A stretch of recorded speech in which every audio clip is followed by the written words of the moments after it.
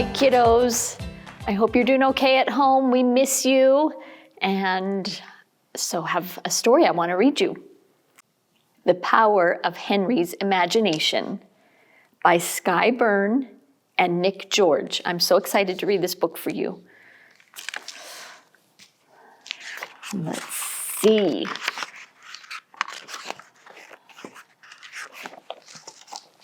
Page 1. Henry's favorite toy was a rabbit called Raspberry.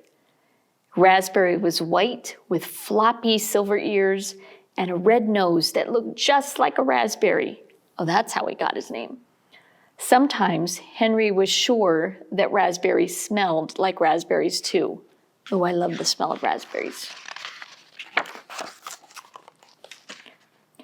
Henry and Raspberry had been together a very, very long time. 5 years, 3 months, and 11 and a half days, to be exact.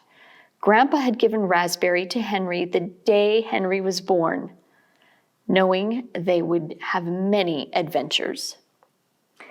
Everyone could see how much Henry loved Raspberry. From dawn until dusk, they did everything together. And look, it looks like they climbed up that tree and are sitting in the tree. One morning, Henry decided to take Raspberry to the veggie patch to teach him how to dig up carrots. So that's a good thing to teach a rabbit, huh? But Henry couldn't find Raspberry. Henry looked for Raspberry in all the usual places, like underneath Grampa, on top of the lamp, and inside pillowcases. Those are all really funny, strange places to look for your stuffed animal, huh? Underneath your Grampa. Then Henry turned his whole bedroom upside down. But even that did not unearth Raspberry. Henry was starting to feel worried. Have you ever lost something and started getting worried that you wouldn't be able to find it? I've done that. Does your mom do that, like with her car keys? Probably. Henry got his mom and dad to help him search the whole house for Raspberry. By the time they finished, the place was a huge mess. And they still hadn't found Raspberry. Look at all that mess. They're looking under the couch. His dad saying, I don't know where Raspberry is. With tears sliding down his cheeks, Henry went to Grampa, who was sitting in his favorite armchair reading one of his favorite books. Grampa, can you please help me find Raspberry? I've been looking everywhere. Do you think that's how he sounded? Because he was so sad. Grampa put down his book, pushed his glasses down his nose, and leaned forward.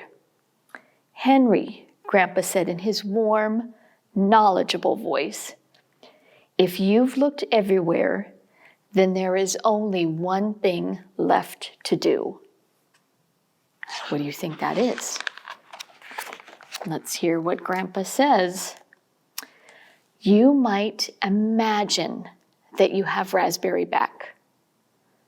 Imagine I have Raspberry back, Henry repeated, wiping away his tears at the back of his hand.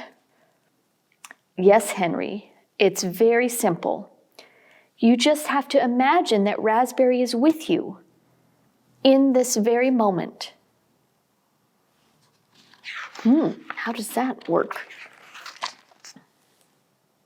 There's Grampa back to reading. Then Grampa sat down and started reading his book again. He didn't say another word.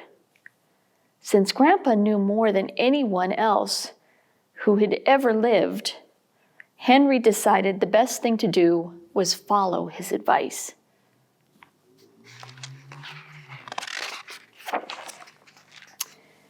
And so Henry began to imagine. Oh, look, he's up in that tree. Remember, they were up in that tree the other day.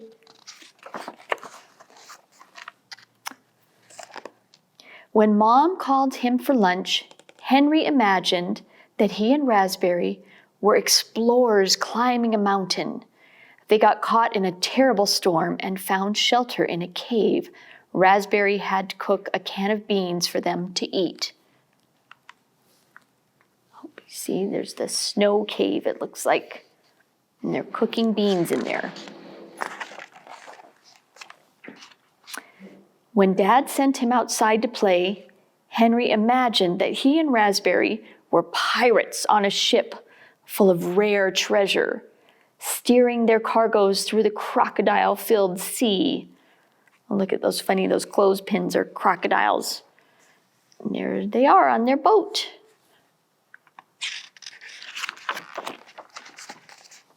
Well, now they're like in space. When he went to fix dinner, Henry imagined that he and Raspberry were astronauts sent into space in their flying saucer or flying saucepan to count all the stars in the universe. Look, there's their flying saucepan.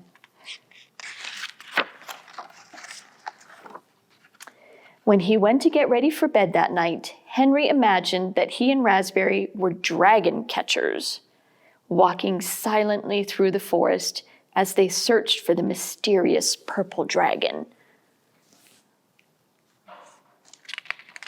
Do you think he's going to catch a dragon with a net? I don't know.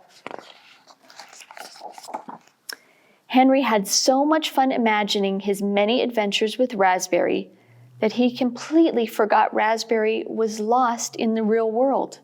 In fact, when Henry went to bed that night, he fell asleep as quickly as he did when Raspberry was in his arms. Oh, there he is, sleeping in his bed.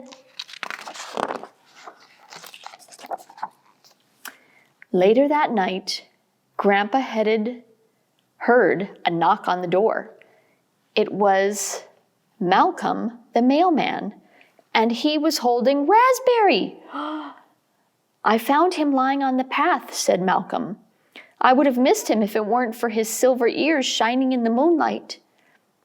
Well, well, well, imagine that, Grampa said with a wink.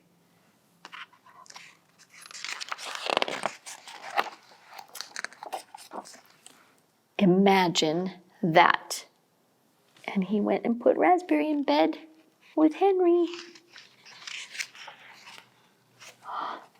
Look, and there's a lost sign with Raspberry and his raspberry nose. And it has lost crossed out, and it says, found. Because they found Raspberry, right? Yay!